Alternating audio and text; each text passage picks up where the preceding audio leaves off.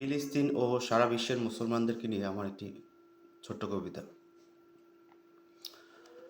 মুক্ত করো এক আল্লাহর পবিত্র এই ভূমি, ইমানের কঠিন শিখায় জেগে ওঠো যুবক তুমি। আমরা মুসলিম পিছিয়ে আছি সঠিক পথ থেকে, মুত্তাকি হও, প্রস্তুত হও, যেও না কেউ বেঁকে। এসো সবাই আবার এক হই, লড়ি বাতিল ধ্বংসে, হঠাই তাগুত, বিজয় আনি মুসলিমের এই অংশে।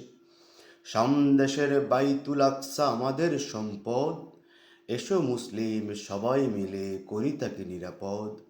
মুসলমানদের পবিত্র এই ভূমি ফিরে পেতে আবার, যুদ্ধে চলো সবাই মিলে, লক্ষ্যে তা ফিরে পাবার।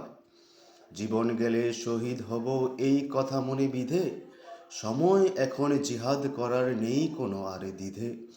জন্মসূত্রে মুসলিম হয়েও দিন থেকে দূরে কেন, ইমান আমলে মুসলিম হও, বিজয় আসে যেন।